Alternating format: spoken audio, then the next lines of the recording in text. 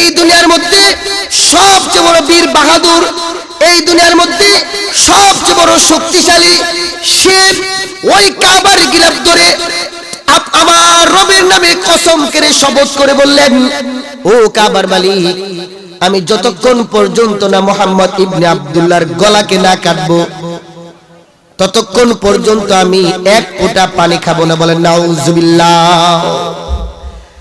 আপনারা মনে বললেন, ও সাহাবারা, আমার মন বলছে ওই আমার মক্কা থেকে মদিনা আসবে আমাকে হত্যা করার জন্য, এই কারণেই আমার চোখ দ্বারা পানি পড়ছে। আমর তো সেই ব্যক্তির নাম যে কিনা প্রতিদিন সন্ধ্যাবেলা 21 কেজি গোশত দিয়া নাস্তা খায়। আমর তো সেই ব্যক্তির নাম যে কিনা প্রতিদিন সকালবেলা 25 কেজি গোশত দিয়া নাস্তা খায়। ওই আমর দৈনিক 46 কেজি গোশত দিয়া তার খাবার হয়, একদিনের খাবার হয়। আর ওই আমর যেই তরবারি দ্বারা যুদ্ধ করে, ওই তরবারি ওজনটা হচ্ছে 2.5 থেকে 5 মণ। আমর তেমন বাহাদুর, এই আমরের সাথে মোকাবেলা করার ক্ষমতা আমাদের নাই। ও সাহাবারা, এই আমর আসছে মক্কা থেকে মদিনায় আসছে আমাকে হত্যা করার জন্য।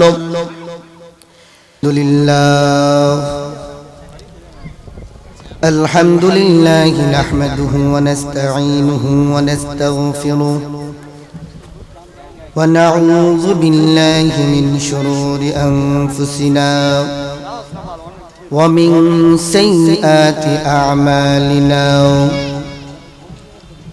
من يهد الله فلا مضل له ومن يضلله فلا هادي له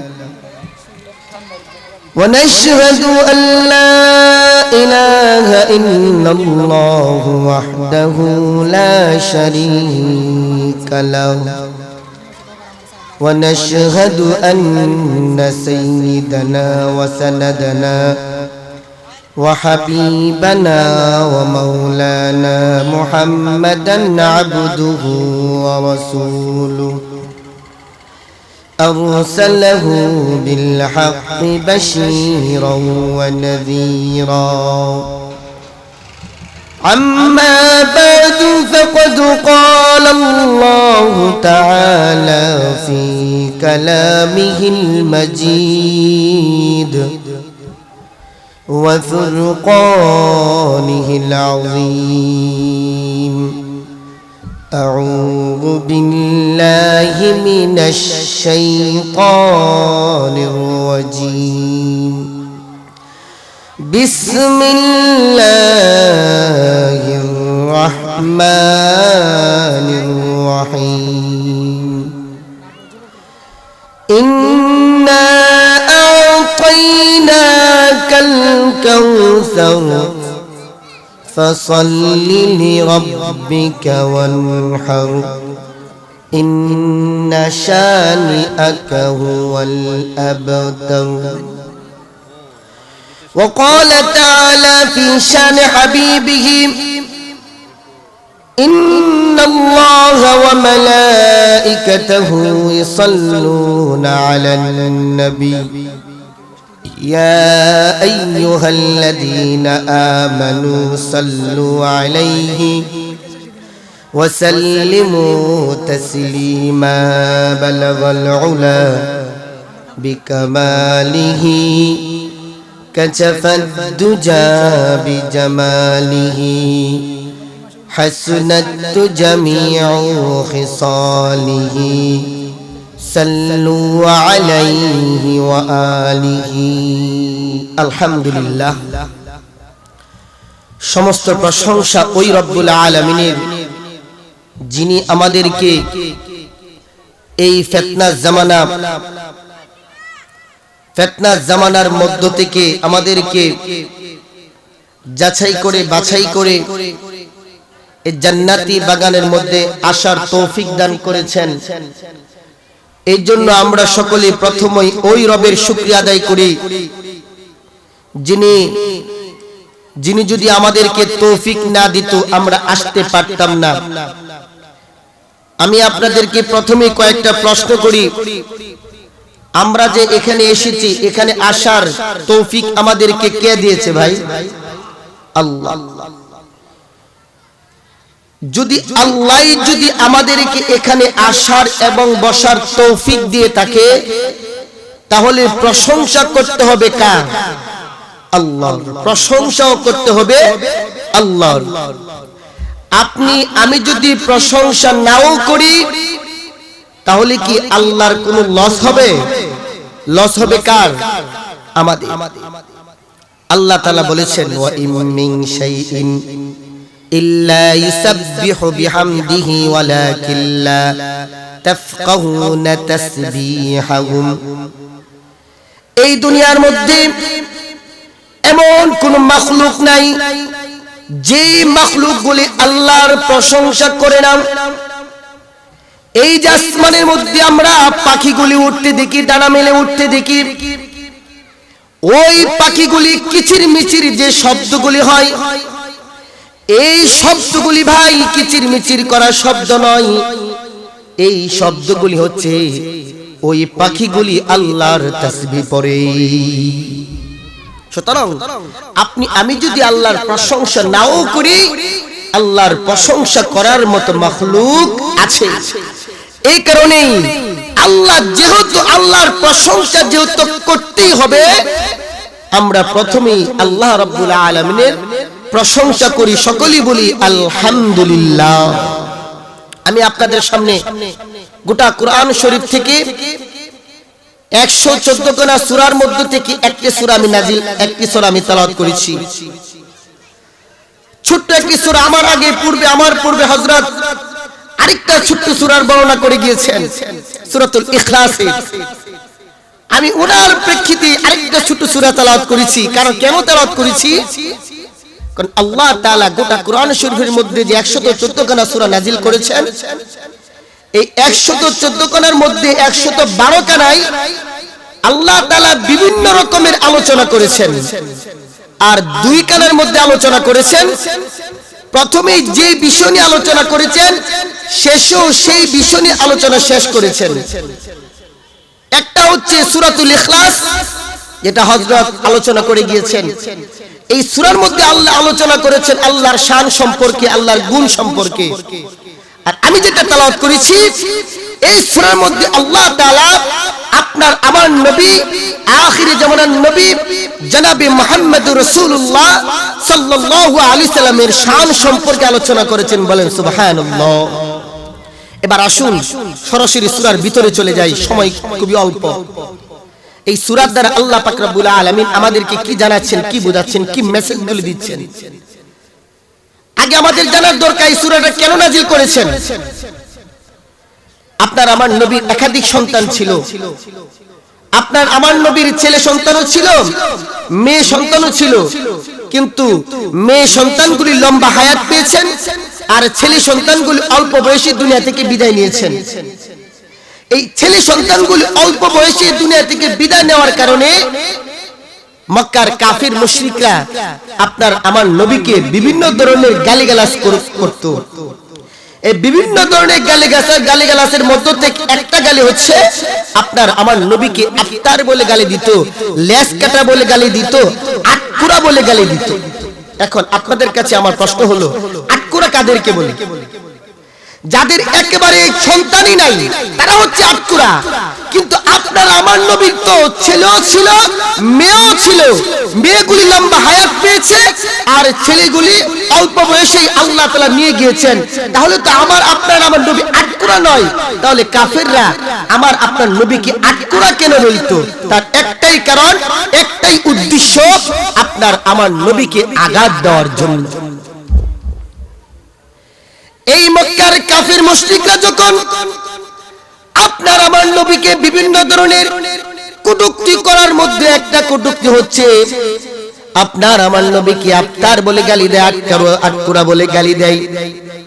এই সংবাদ শোনার পর আপনার আমার নবীর মধ্যে একটু আঘাত লাগলো, কষ্ট লাগলো। আপনার আমার নবী, আখিরি জামানার নবী জনাবে মুহাম্মদুর রাসূলুল্লাহ সাল্লাল্লাহু আলাইহি সাল্লাম যখন এই কথাগুলি শুনলেন, মনের মধ্যে খুব আঘাত লাগলো, সহ্য করতে পারেন নাই। সিজদার মধ্যে পড়ে গেলেন, আল্লাহর কাছে ফরিয়াদ করা শুরু করলেন, আয় আল্লাহ তাআলা, সন্তানগুলি আপনি নিয়ে গিয়েছেন, আমার কোনো দুঃখ নাই। আমার ছেলে সন্তান নিয়েছেন, আমার মনে কোনো কষ্ট নাই। আমার একটাই কষ্ট, তারা বলে আমি দুনিয়া থেকে চলে যাওয়ার পরে নাকি আপনার দিন, আপনার ধর্ম নাকি ইসলাম নাকি প্রচার করার মতো কোনো লোক থাকবে না। আয় আল্লাহ তাআলা, এই কথাগুলো আমি বরদাস্ত করতে পারি না। আমাকে আঘাত দেখে আমার কোনো কষ্ট নাই, আমার ছেলে মেয়ে কথা বলুক আমার কোনো কষ্ট নাই, কিন্তু আপনার ধর্মকে নিয়ে, আপনার দ্বীনকে নিয়ে কটূক্তি করবে, এটা আমি বরদাস্ত করতে পারি না। আয় আল্লাহ তাআলা, আমি সহ্য করতে পারছি না। আল্লাহ তাআলা আপনার আমার নবীর কষ্টকে সহ্য করতে না পারে তৎক্ষণাৎ জিবরাইলকে পাঠিয়ে দিলেন। ও জিবরাইল, তুমি তাড়াতাড়ি যাও, আমার নবীকে গিয়ে সান্ত্বনা দাও, জানিয়ে দাও, এবং এই সূরাটা নিয়ে যাও, আমার নবীকে গিয়ে বলো আল্লাহ তাআলা আপনাকে সান্ত্বনা দেওয়ার জন্য এই সূরাতুল কাউসার পাঠিয়েছি। জিবরাইল আলাইহিস সালাম আয়েশা বলেন, ও আল্লাহর রাসূল, আল্লাহ পাক রব্বুল আলামিন আপনার জন্য এই সূরা নাযিল করে নিয়েছেন। ইন্না আ'তাইনাকাল কাউসার ফাসাল্লি লিরাব্বিকা ওয়ানহার ইন্না শানিআকা হুয়াল আবতার। আল্লাহ পাক রব্বুল আলামিন ডাকতে বলেন, ও বন্ধু, আপনি কোনো টেনশন করবেন না। আপনার কাছ থেকে যদি আমি আপনার ছেলে সন্তানগুলো নিয়ে গিয়েছি, আপনি মনে কোনো টেনশন নেবেন না। তার বিনিময়ে আমি আল্লাহ আপনাকে কাউসার দান করেছি। ভাইরে, আল্লাহ যে বলেছেন কাউসার দান করেছেন, এই কাউসারটা কিতে তোমাদের জানার দরকার। এই যে কাউসার দান করেছেন, কি দান করেছেন? তাফসীর ইবনে কাসিরের মধ্যে উল্লেখ করা আছে, তাফসীরে জালালাইনের মধ্যে উল্লেখ করা আছে, তাফসীরে মারিফুল কোরআনের মধ্যে উল্লেখ করা আছে। আল্লাহ তাআলা নবীকে জানিয়ে দিলেন, ও বন্ধু, আমি আপনাকে কাউসার দান করেছি। এর মানে হচ্ছে আমি আপনাকে জান্নাতের মধ্যে একটা নহর দান করেছি। ও নবী, আমি আপনাকে কাউসার দান করেছি, এর মানে হচ্ছে আমি আপনাকে নবুয়ত দান করেছি। ও নবী, আমি আপনাকে কাউসার দান করেছি, এর মানে হচ্ছে আমি আপনাকে কুরআন দান করেছি। ও নবী, আমি আপনাকে কাউসার দান করেছি, এর মানে হচ্ছে ও নবী, আপনার কাছ থেকে আমি যে ছেলে সন্তানগুলো নিয়ে গিয়েছি, আমি ছেলে সন্তান নিয়েছি মাত্র 3 থেকে 4 জন, কিন্তু আমি আপনাকে এত রূহানি সন্তান দান করেছি, এত রূহানি সন্তান দান করেছি, যে রূহানি সন্তানের গণনা কিয়ামত পর্যন্ত কোনো মানুষ গণনা করে শেষ করতে পারবে না। ও নবী, আপনি ভেবেছেন আপনার কাছ থেকে ছেলে সন্তানগুলো নিয়ে গিয়েছি, আপনি হয়তো ভাবছেন আমার ছেলে সন্তানগুলো যদি আজকে থাকতো তাহলে এই যে বিপদ আপদে আমার সামনে দাঁড়িয়ে যেত। মক্কার কাফেররা যখন রাসূলকে বিভিন্ন ধরনের আঘাত দিত, আপনি হয়তো ভেবেছেন আপনার ছেলে সন্তানগুলি আপনার পাশে থেকে এটার প্রতিবাদ করত। এটাই তো আপনার ধারণা। ও নবী, আপনি টেনশন করবেন না, আমি আপনার জন্য এমন কিছু রূহানি সন্তান দিয়েছি, এমন কিছু রূহানি সন্তান দান করেছি, এই রূহানি সন্তানগুলো শুধু আপনার সামনে দাঁড়িয়ে থাকবে না, আপনার ইজ্জত রক্ষা করার জন্য, আপনার সম্মান রক্ষা করার জন্য তাদের জীবনে তাজা রক্তগুলি বিলীন করে দিবে। বলেন সুবহানাল্লাহ। ও নবী, শুধু রক্ত দিবে তাই নয়, তাদের জীবনটা পর্যন্ত দিয়ে দিবে। ভাইরে, একটা ঘটনা শুনলে বুঝতে পারবেন, আপনার আমার নবী, আখিরি জামানার নবী জনাবে মুহাম্মদুর রাসূলুল্লাহ সাল্লাল্লাহু আলাইহি ওয়াসাল্লাম একদিন মদিনার মসজিদে একটা গাছের কর্নারের মধ্যে সাহাবাদেরকে নিয়ে বসে রয়েছেন। ওই সাহাবাদের মধ্যে আবু বকর ছিলেন, উসমান ছিলেন, আলী ছিলেন, উমর ছিলেন, আরো সকলেই ছিলেন। ওই সাহাবাদের সামনে আপনার আমার নবী দ্বীন সম্পর্কে আলোচনা করছিলেন, আর সাহাবায়ে কেরামগণ আপনাদের মতো কথাগুলি মনোযোগ সহকারে শুনছিলেন। আল্লাহ রাসূল যখন ওয়াজ করছেন, নসিহতগুলি করছেন, হঠাৎ আল্লাহ রাসূলের চোখ দ্বারা ঝরঝর করে পানি পড়ছে। আল্লাহ রাসূল ওয়াজ বন্ধ করে দিলেন। সাহাবায়ে কেরামগণ প্রশ্ন করলেন, ইয়া রাসূলুল্লাহ, ইয়া হাবিবাল্লাহ, ও আল্লাহর পয়গম্বর, আপনি যখন আমাদেরকে দ্বীন সম্পর্কে ওয়াজ করছিলেন, নসিহতগুলি করছিলেন, আমরা আপনার কথাগুলো অত্যন্ত মনোযোগ সহকারে শুনছিলাম। আমাদের মনে হচ্ছে যেন এই দুনিয়ার মধ্যে আমরা নাই, দুনিয়াকে আমরা ভুলে গিয়েছিলাম, আমাদের জান্নাতের কথা স্মরণ হয়ে গিয়েছে। কিন্তু আপনি ওয়াজ বন্ধ করে দেওয়ার কারণটা কি? আবার আপনার চোখ দ্বারা ঝরঝর করে কেন পানি পড়ছে, তার কারণটা কি?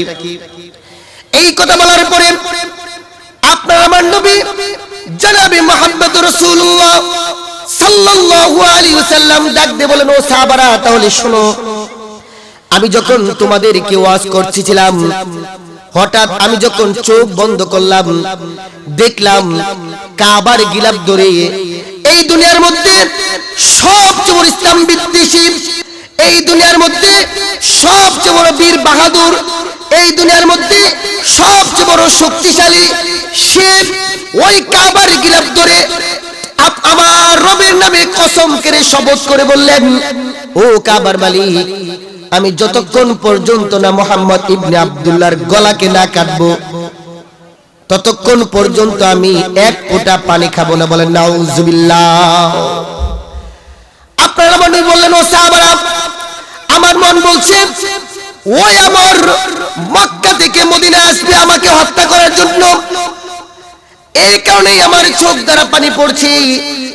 আমর তো সেই ব্যক্তির নাম যে কিনা প্রতিদিন সন্ধ্যাবেলা 21 কেজি গোস্ত দিয়া নাস্তা খায়। আমর তো সেই ব্যক্তির নাম যে কিনা প্রতিদিন সকালবেলা 25 কেজি গোস্ত দিয়া নাস্তা খায়। ওই আমর দৈনিক 46 কেজি গোস্ত দিয়া তার খাবার হয়, একদিনের খাবার হয়। আর ওই আমর যেই তরবারি দ্বারা যুদ্ধ করে, ওই তরবারি ওজনটা হচ্ছে 2.5 থেকে 5 মণ। আমর তেমন বাহাদুর, এই আমরের সাথে মোকাবেলা করার ক্ষমতা আমাদের নাই। ও সাহাবারা, এই আমর আসছে মক্কা থেকে মদিনায় আসছে আমাকে হত্যা করার জন্য। এই কথা শোনার পরে সমস্ত সাহাবায়ে কেরামগণ চুপ রইলেন, চিন্তা করলেন, বাপরে বাপ, দৈনিক 46 কেজি, দৈনিক 46 কেজি গোস্ত খায়, এই ব্যক্তির সাথে তো যুদ্ধ করে পারা সম্ভব না।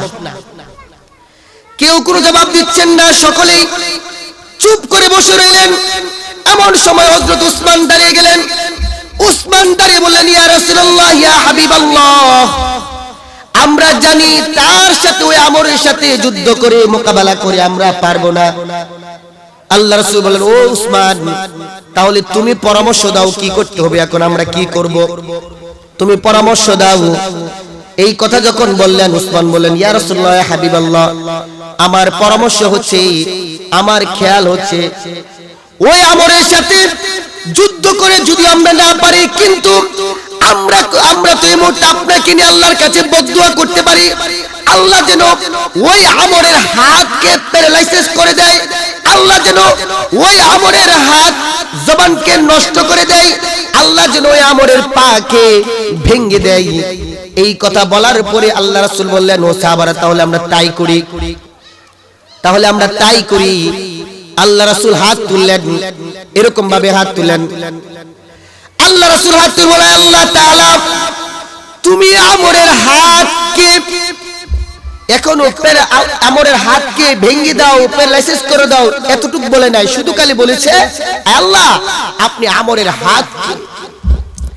এই কথা বলার পরে আল্লাহ পাক রব্বুল আলামিন জিবরাইলকে পাঠিয়ে দিলেন, ও জিবরাইল, তুমি তাড়াতাড়ি যাও, আমার বন্ধুকে গিয়ে বলো দোয়া বন্ধ করতে বলো, বদদুয়া করার দরকার নাই, আর আমার বন্ধুর নিকট সে আয়াত নিয়ে যাও, ইয়া আইয়ুহান নাবিয়্যু হাররিদিল মুমিনিনা আলাল কিতাল, যাও এই আয়াত নিয়ে যাও।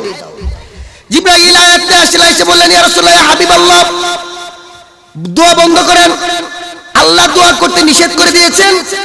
আর এই আয়াত পাঠিয়ে দিয়ে বলেছেন, ইয়া আইয়ুহান নাবিয়্যু হাররিদিল মুমিনিনা আলাল কিতাল, আল্লাহ আপনাকে জানিয়ে দিলেন, আপনার যে 2 হাত দিয়েছে, এই 2 হাত দ্বারা শুধু খালি আপনি দোয়া করবেন আর বদদুয়া করবেন এটা নয়, এই 2 হাতের কিন্তু আপনার আরো কিছু কাজ আছে। আপনার 2 হাত দ্বারা শুধু দোয়া করবেন আর বদদুয়া করবেন না, এই 2 হাত শুধু এটার জন্য দেই নাই, আরো কিছু কাজ আছে। এই কাজটা কি? জিবরাইল জানিয়ে দিলেন, ইয়া রাসূলুল্লাহ, হাবিবাল্লাহ, এই মুহূর্তে আমর আসছে আপনাকে হত্যা করার জন্য, আপনার আপনার এখন উচিত হলো দোয়া নয়, আপনার এখন উচিত হলো তার বিরুদ্ধে মোকাবেলা করার জন্য আপনি সামনে এগিয়ে যান। কিছু কিছু সময় আছে শুধু দোয়া করলে হবে না, মাঝে মধ্যে কিছু হাতও লাগাইতে হবে। আপনার সন্তানকে শুধু আদরই করবেন, মাঝে মধ্যে শাসন করার দরকার না? মাঝে মধ্যে শাসন করার দরকার। যদি না করেন তাহলে কি হয়ে যাবে? আপনার সন্তান নষ্ট হয়ে যাবে। জিবরাইল জানিয়ে দিলেন, ইয়া রাসূলুল্লাহ, হাবিবাল্লাহ, আপনার এখন কাজ হচ্ছে আপনি ওই আমরের বিরুদ্ধে মোকাবেলা করেন, আমরকে বাধা দেন। আল্লাহ রাসূল সাহাবাদেরকে বলেন, ও সাহাবারা, আল্লাহ রাসূল যে হাত এরকম ভাবে রেখেছিলেন, হাতগুলি ছেড়ে দিয়ে হাতটা ছেড়ে দিলেন। সাহাবায়ে কেরামগণ আশ্চর্য হয়ে গেলেন, ব্যাপারটা কি? দোয়া করার সিস্টেমটা হচ্ছে, আমরা যখন দোয়া শেষ করি তখন আমরা কি করি? দুই হাতকে মাসা করি না? আল্লাহ রাসূল কি করলেন? হাতগুলি ছেড়ে দিলেন। সাহাবায়ে কেরামগণ প্রশ্ন করলেন, ইয়া রাসূলুল্লাহ, ইয়া হাবিবাল্লাহ, এখন থেকে কি আমরা হাতকে ছেড়ে দিব নাকি মাসা করব? রাসূল বললেন, আমি তো ছাড়ার কথা বলি নাই, মাসা করার কথা বলি নাই। আল্লাহ তো দোয়া করতে নিষেধ করেছেন। আল্লাহ বলেছেন এই মুহূর্তে আমরের বিরুদ্ধে মোকাবেলা করার জন্য, ও আমার সাহাবারা, তোমাদের মধ্যে কে আছো যে আজকে ওই আমরের বিরুদ্ধে মোকাবেলা করবা, আমরের সামনে দাঁড়িয়ে যাইবা? আপনারা আমার নবী কথা বলার পরে সাহাবায়ে কেরামগণ কেউ কোনো কথা বলেন নাই, সবাই চুপ করে বসে রয়েছেন। সবাই চিন্তা করলেন, ছিচুলি কি গোস্ত খায়, কেমন বাহাদুর, কেমন শক্তিশালী। আবার ওই আমর যে তরবারি দ্বারা যুদ্ধ করে, ওই তরবারি ওজনটা হচ্ছে 2.5 থেকে 5 মণ।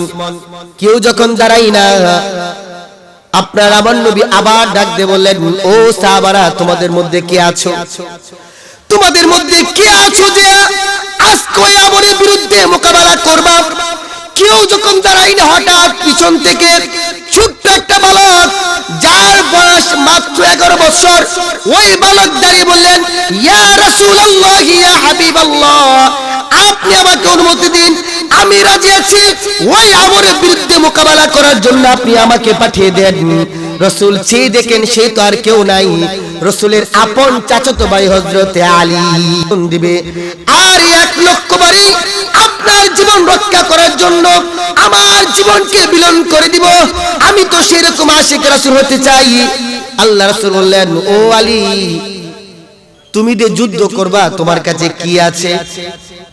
তুমি যে যুদ্ধ করবা তোমার কাছে আছেটা কি?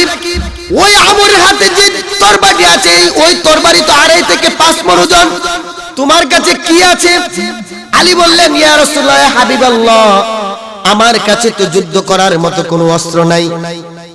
তাহলে তুমি যুদ্ধ করবা কিরকম ভাবে? তোমার কি কোনো টেনশন লাগে না? আলী ডাক দিয়ে বললেন, ইয়া রাসূলুল্লাহ, ইয়া হাবিবাল্লাহ, আমি টেনশন করতে পারি না, কারণ আল্লাহ তো বলেছেন, ফামান তাবিআ হুদায়া ফালা খাউফুন আলাইহিম ওয়ালা হুম ইয়াহজানুন। আল্লাহ তো বলেছেন, ফামান তাবিআ হুদায়া ফালা খাউফুন আলাইহিম ওয়ালা হুম ইয়াহজানুন। যারা কোরআন মেনে চলবে, কোরআনের শাসন মেনে চলবে, ফালা খাউফুন আলাইহিম, তাদের কোনো ভয় নাই, ওয়ালা হুম ইয়াহজানুন, তাদের কোনো চিন্তা নাই। ইয়া রাসূলুল্লাহ, ইয়া হাবিবাল্লাহ, আমার তো কোনো টেনশন নাই, আমার সাথে তো আমার আল্লাহ আছেন, আপনি আছেন। আল্লাহর আপনি যদি আমার সাথে থাকেন, তাহলে ওই আমর কেন? পৃথিবীর সকল মানুষ যদি আমি আলীর সামনে দাঁড়িয়ে যাই, আর আমি আলীর সাথে যদি আপনি এবং আল্লাহ থাকে, আল্লাহ এবং আল্লাহ রাসূল থাকে, আমার কোনো টেনশন নাই, আমার কোনো ভয় নাই। পৃথিবীর সকল মানুষ আমার সাথে পরাজিত হয়ে যাবে। আমি আলী, আল্লাহর কসম করে বলছি, আমি আলীরই বিজয়ী হয়ে যাবে। বল সুবহানাল্লাহ। ইয়া রাসূলুল্লাহ, ইয়া হাবিবাল্লাহ, আমার এই নিয়ে কোনো টেনশন নাই, আপনি আমাকে যুদ্ধের জন্য পাঠিয়ে দিন। এখন তরবারি নাই।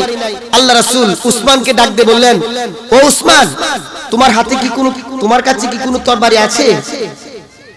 উসমান বলে, ইয়া রাসূলুল্লাহ, ইয়া হাবিবাল্লাহ, বাড়িতে গেলে দেখা যাবে কোনো উট জবাই করার কোনো ছুরি আছে কিনা দেখা যাবে। উসমান বাড়িতে গেলেন, গিয়ে দেখেন একটা উট জবাই করার ছুরি আছে, যেটা হচ্ছে টিনের, পাতলা একটা টিনের, তার যার পরিমাণ হচ্ছে 26 থেকে 27 ইঞ্চি। আয়েশা বললেন, ইয়া রাসূলুল্লাহ, ইয়া হাবিবাল্লাহ, এই নেন, আমার হাতে আছে এটা। আল্লাহ রাসূল হাতে নিয়ে বললেন 26 থেকে 27 ইঞ্চি তরবারি, এটা দিয়ে 2.5 থেকে 5 মনের যুদ্ধ কেমনে করবা? আলী জবাব দিয়ে বলেন, ইয়া রাসূলুল্লাহ হাবিবাল্লাহ, আমার কোনো টেনশন নাই, আল্লাহই তো বলেছেন আল্লাহু ওয়ালিয়্যুল্লাযীনা আমানু ইখরিজুহুম মিনায-যুলুমাতি ইলান-নূর। আল্লাহই তো ঘোষণা করে দিয়েছেন যে আমি হচ্ছি মুমিনদের অভিভাবক। আল্লাহ যদি অভিভাবক হয়ে যায় তাহলে আমার কোনো টেনশন নাই। ইয়া রাসূলুল্লাহ হাবিবাল্লাহ, আপনি আমাকে এটা দিয়ে পাঠিয়ে দেন আমরের বিরুদ্ধে মোকাবেলা করার জন্য। আলী এবার চলে গেলেন, আমর বিরুদ্ধে মোকাবেলা করার জন্য চলে গেলেন। আর ওই দিক দিয়ে আমর 4 থেকে 5,000 সৈন্য নিয়ে আসছে রাসূলকে হত্যা করার জন্য। আমর সামনে দাঁড়িয়ে গেলেন। আমর সামনে দাঁড়িয়ে গিয়ে ওই আমরের সামনে দাঁড়িয়ে গেল হযরত আলী দাঁড়িয়ে গেলেন। হযরত আলী বলতেছে, হযরত আলী তখন সামনে দাঁড়িয়ে গেলেন। আমর বলছে, এই তুমি তো ছোট মানুষ, তুমি আমার সাথে কি যুদ্ধ করবা? যাও, তুমি তো ছোট মানুষ, তোমাকে তো ইঙ্গিত দিলে, ইশারা দিলে তুমি মরে যাবা, যাও, তোমার সাথে যুদ্ধ করা যাবে না। আলী আবার কি করলেন, তার হাতে যে তরবারিটা আছে, ছুরিটা আছে, একটা কুরআন থেকে কয়েকটা আয়াত তেলাওয়াত করলেন, ফু দিলেন, ফু দিয়ে তার সামনে একটা টান দিলেন, একটা রেখা দিলেন। রেখা দিয়ে এবার আলী বলতেছে, ও আমার, তুমি যদি এক বাপের সন্তান হয়ে থাকো, তুমি যদি অরিজিনালি মায়ের ঘরের জন্ম নিয়ে থাকো, তাহলে তুমি এই দাগের এদিকে আসো। এই কথা বলার পরে আমর বলছি, বাপ রে, কয় কি? ওই আলী কথা বলছে, তুমি যদি বাপের বেটা হয়ে থাকো তাহলে এই দাগ ফিরে আসো। আমি আল্লাহর কসম করে বলছি, তুমি দাগের এদিকে আসলে তুমি তোমার গলা নিয়ে আর ফেরত যেতে পারবে না। বলে সুবহানাল্লাহ। আমর বললেন, আমর মনে মনে চিন্তা করলেন, বাপারে বাপ, এত সাহস পাইলো কোত্থেকে? আমর তো দাগের সামনে আসতে পারছে না। এবার রেগে তরবারি হাতে নিলেন, আলীকে হত্যা করবেন, কিন্তু আলীর শরীরে আর আঘাত লাগে না। আলীর শরীরে আর আঘাত লাগে না। এবার আলী কি করলেন দেখেন, ওই যে তরবারিটা হাতে নিয়ে বিসমিল্লাহ বলে যখন আমরের গলায় রাখলেন, আল্লাহর কসম করে বলছি, ওই আলী ওই আমরের গলার সামনে নিতে দেরি হয়েছে, ওই আমর থেকে গর্দান কাটতে দেরি হয় নাই, গলা কাটি নাই। আল্লাহ রাসূল বললেন, ও আলী, তুমি কি জানো এই আমরের গর্দান কে কেটেছে? তুমি যখন বিসমিল্লাহ বলে যখন হাত তুলেছো, তখন তুই এই হাত তোমার আর হয় নাই, স্বয়ং আল্লাহর কুদরতি হাতে ওই আমরের গলাকে কেটে দিয়েছে। বলেন সুবহানাল্লাহ। ভাইরে, আশিক রাসূল কাকে বলে? শেষ করে দিব। আশিক রাসূল কাকে বলে? আল্লাহ তাআলা এটাই বলেছেন, ও বন্ধু, আপনি টেনশন করছেন, আমি আপনাকে এত রূহানি সন্তান দান করেছি যে রূহানি সন্তানগুলি আপনার জন্য জীবন দিতেও দ্বিধাবোধ করবে না। আল্লাহ পাক রব্বুল আলামিন আমাদেরকে সত্যিকারে আশিক রাসূল হওয়ার তৌফিক দান করুক। ওয়া আখির দাওয়ানা আনিল হামদুলিল্লাহি রাব্বিল আলামিন। আসসালামু আলাইকুম।